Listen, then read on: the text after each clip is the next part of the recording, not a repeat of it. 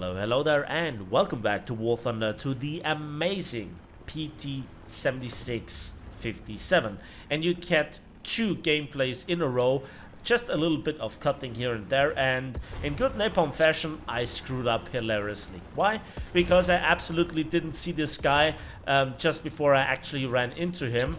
And now this is responsible for the dance of awkwardness you're currently witnessing. Why did that? Because I was looking at a wider angle and didn't really see stuff in front of me, but you currently could observe the main selling point of the PT-76-57, and that is the 57mm gun, which is basically the same from the ZSU-57-2 on the chassis of the PT-76. And you don't really rely on a 4-shell clip like the ZSU-57-2. You have a much bigger radio rack. But first things first, where can you get your hands on this tank, which is actually a premium? Well, you have to purchase the current battle pass, and you get this tank then at level 75. And if you really have some golden eagles burning holes in your pocket, you can also from this day on purchase the progression points for 125 golden eagles, which I highly recommend you not to do, because as good as this tank is, it's not worth that much. Although we shall continue. Now here you saw a bad example about the fragmentation of the shells. They have some limits, which is usually not a problem. Usually APHE does the one-shot trick, and that is why we love APHE in War Thunder. And aside from, I think, a mouse, a T95 and a tortoise, you don't really have too many difficulties killing anything from the side. And this thing is a real monster. The only thing that it's kind of missing for a higher battle rating, in my opinion, is thermal imaging. It has night vision devices, but it doesn't have thermal imaging, unlike, for example, the Marder 184, if I'm not mistaken. And yeah, I just didn't find the angle, was concentrating on the guy behind there. Situation unclear. Let's go back into cover and let's get some ammo back. And also you can now see the armor at work, which is when you're angled, partially 50 cal resistant. So let's start in a review style with the armor, and there is not that much armor to talk about. We have 13mm and 10mm for the lower and the upper glacis. We have then for the side 13, so not really 50 cal proof. The turret itself, while being as tall as the hull and looking a bit out of place, has a thickness of 22mm of rolled homogeneous armor, whereas the gun mantlet is a bit more flat with 30mm. So yeah, armor is not this tank's strength.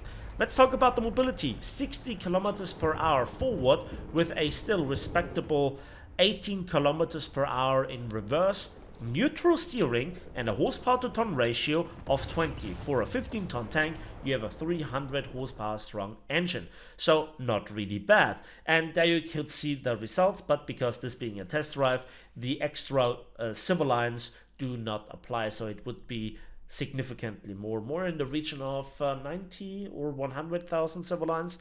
Yeah, and just because there was this one dude in front of me, I didn't get the epic rewards. Now this gameplay is the one where I just want to highlight what this tank really can do as a flanking machine.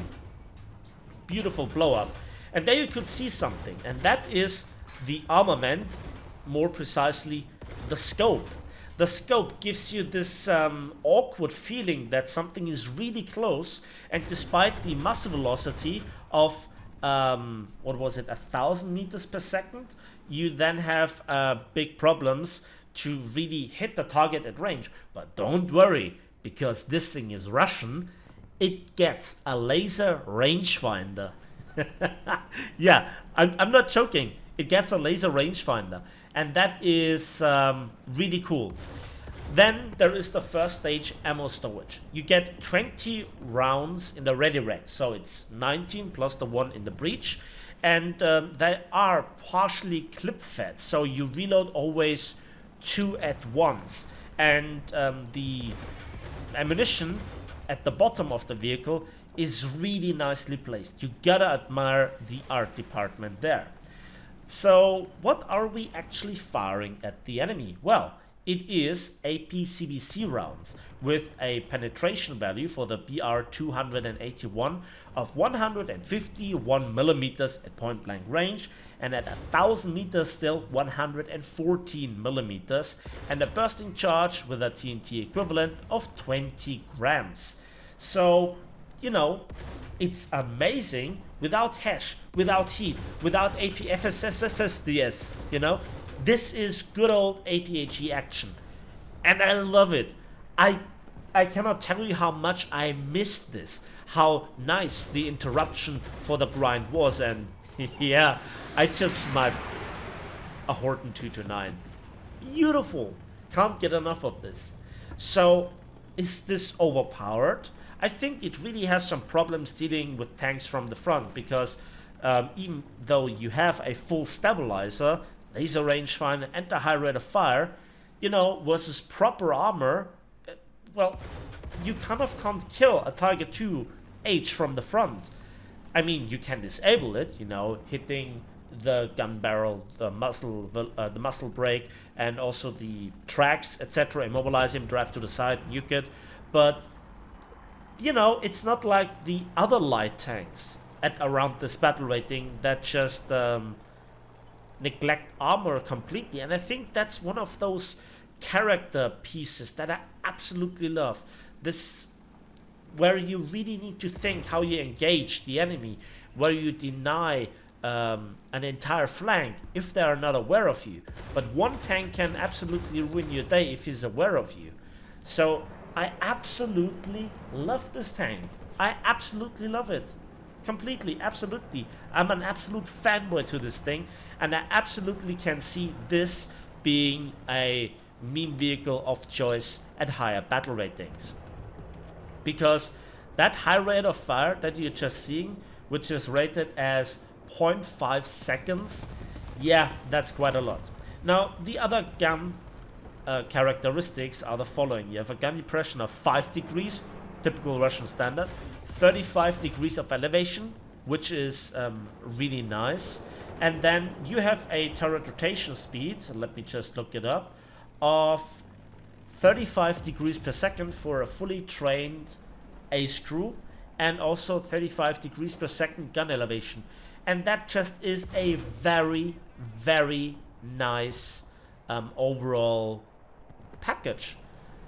But again, it's not something stupid as the Rattle 90, the RE251, or the entire American 6.7 light tank brigade, you know.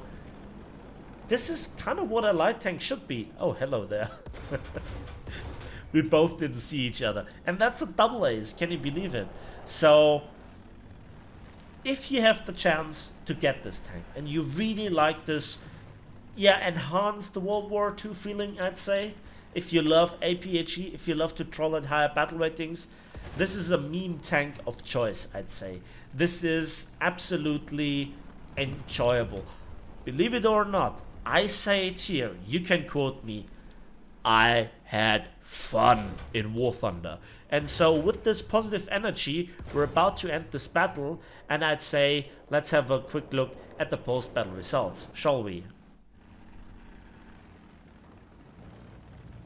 Again, test drive conditions for 1 air target and 10 tank kills. Surviving the battle, getting Heavy Metal Hero on top of this, we got 75,550 civil lines and nearly 8,000 RP. For me, there is a bit of a penalty, and it would be significantly more if I would actually get some non-test drive conditions. But I highly can recommend this, but it's not worth that many civil lines as a pure grinder, because this is not tier 6 or something. This is only rank 4. Can you believe this? And with that said, that's it for me today. Thanks for watching. Thanks for listening. I hope you enjoyed this video. Give it a like if you did. Subscribe and hit the bell if you want to see more. And we'll see each other on the waves, in the skies, and on the battlefields of War Thunder.